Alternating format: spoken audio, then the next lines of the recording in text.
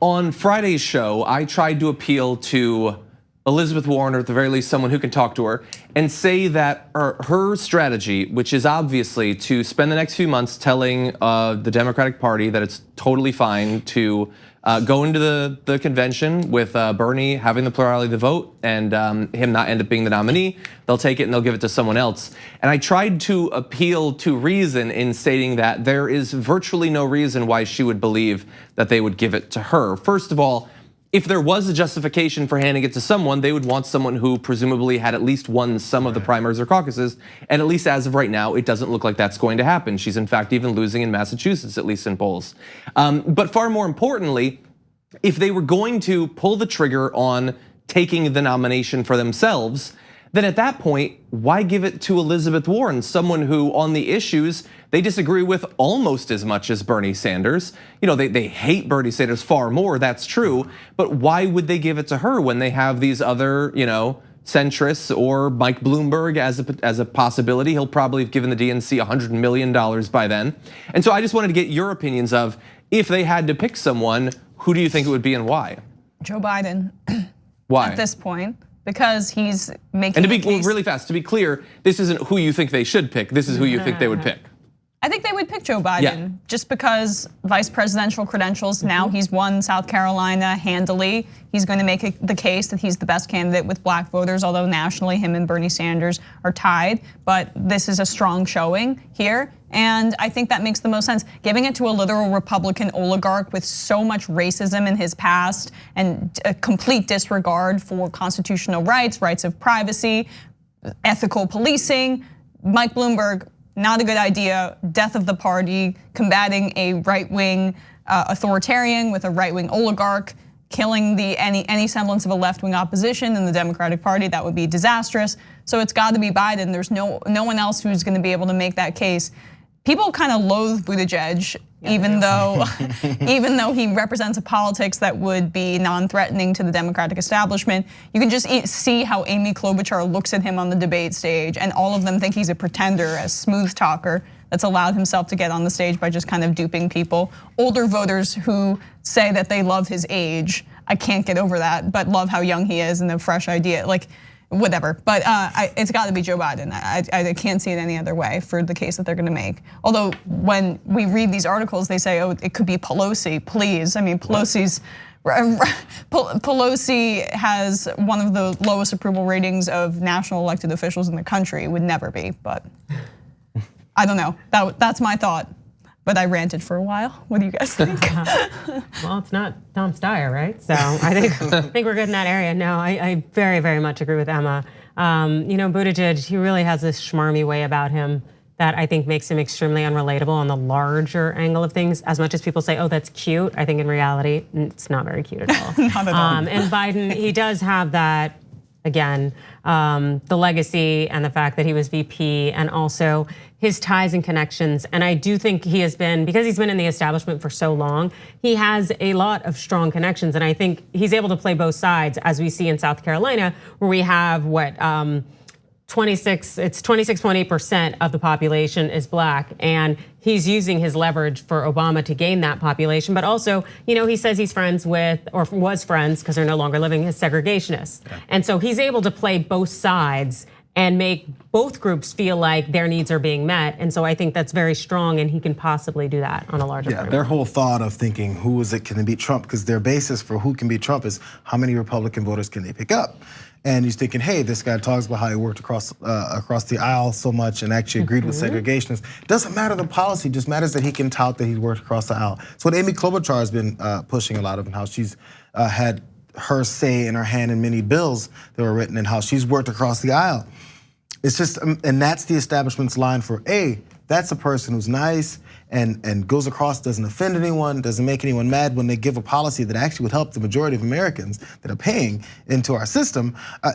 That is the thought. So the who can beat Trump is based on who can take away some Republican voters, which Buttigieg has been trying to be that guy. I don't know how nice Klobuchar is to her staff, or nice in general. But yeah, but your point is taken, Jayar. Like the thing, Klobuchar is actually an authentically moderate candidate. And I almost kind of pity that she's not doing as well. And Cenk brought it up, just that Bloomberg is buying all of his support. And she's like, no, I'm the actual centrist. I'm the actual person who will only get incremental change and appeal to the moderate Republicans, which is the conventional wisdom. When I talk to people who read the New York Times every day, read the Washington Post every day, the conventional wisdom is you gotta pick off the moderate Republicans to defeat Donald Trump. You've gotta do it. When Obama won in 2008 by turning out people, unlikely voters. Trump won in 2016 by turning out unlikely voters while Hillary Clinton tried to appeal to moderates. Right. Bernie Sanders would defeat Trump in 2020 by turning out unlikely voters, people who just were disaffected by the political process. So I'm frustrated by the conventional wisdom, but that conventional wisdom is also convenient for the establishment because they don't have to actually look at the party not appealing to other people, because they can keep their systems in place, their corrupt consulting culture, all of those things. So that's what's frustrating about it all, because it's not even based in fact that a moderate would be better at defeating Trump. It's based in what's convenient for their current system. Absolutely. The thought process for the establishment. One last point. Emma, you mentioned how one of them may make the point to get the DNC or the party in general to support them in a brokered situation. But you know what?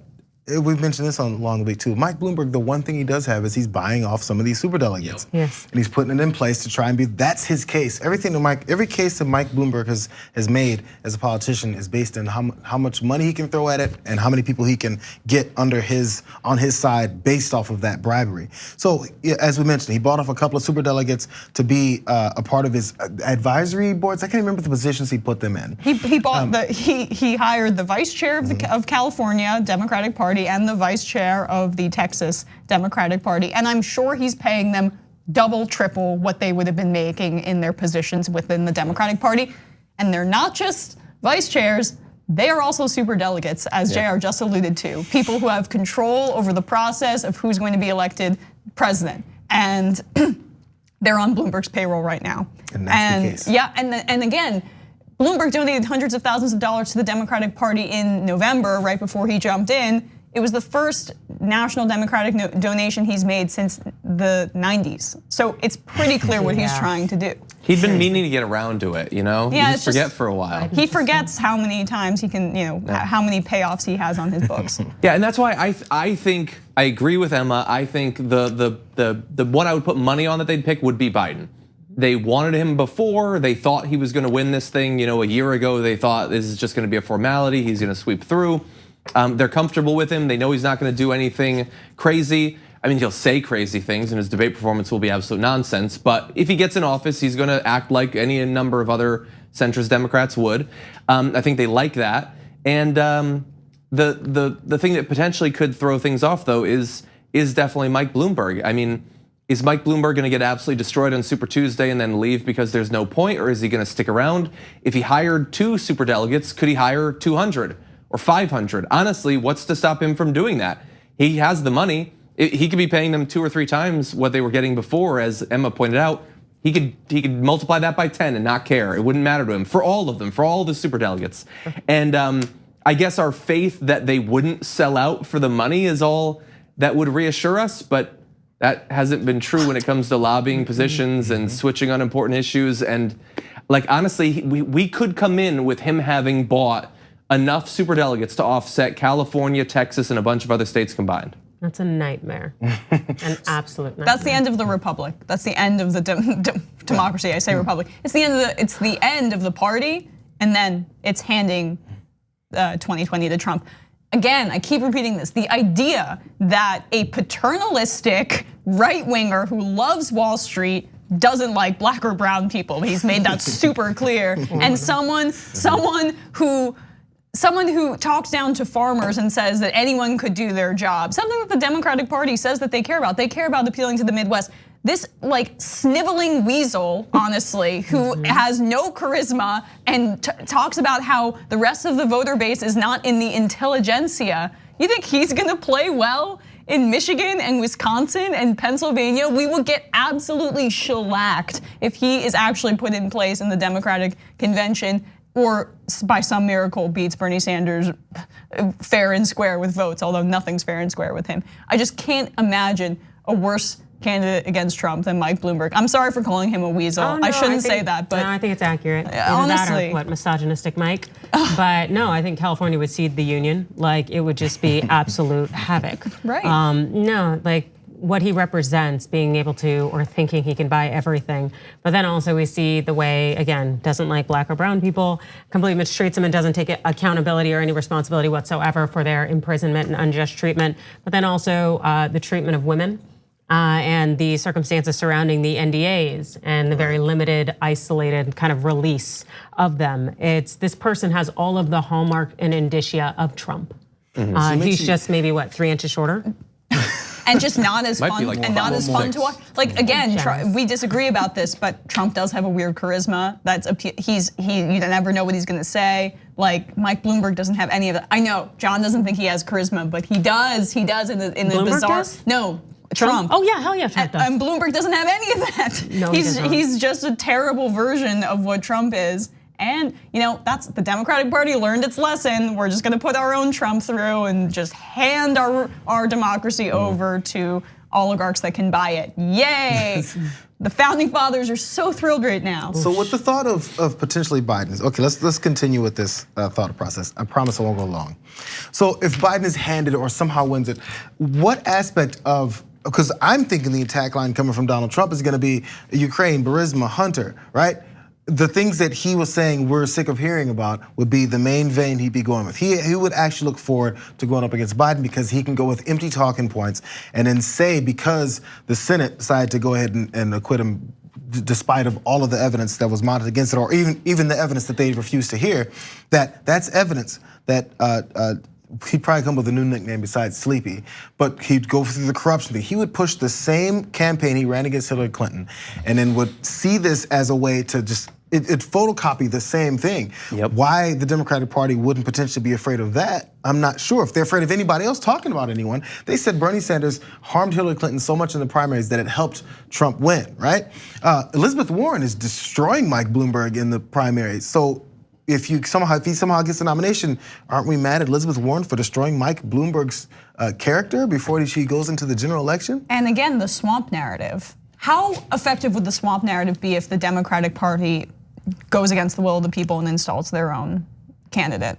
That's it. Trump can just use the same exact playbook and it would be effective because every obfuscation, every lie that is the most effective has kernels of truth in it. And that's what would be the best case scenario for Trump. But I almost wonder what it would be like if Biden brought on Kamala, because she is a sharp-tongued, sharp-witted, and people listen to her. Yeah. And so, not to frame it, cruelly, but if she essentially became the attack dog, and she was hitting back at Trump with this stuff, I think it definitely would seem to muster a lot. And it would go over well because Yeah, it would. Because obviously they had some snipes at each other and she pretty much tore him down, and I think that might have been the first debate. That was her, or I don't remember. At this point, it's all a discussion. She's a litigator and she knows how to do it. Kamala's the best at that. Yep. I mean, if we thought we enjoyed what Elizabeth Warren did to Mike Bloomberg, if Kamala had a shot at him. And Mike Pence too, and Mike Pence. But that's why I mean that was my case for Warren if she wanted to be Bernie's VP, because she'd be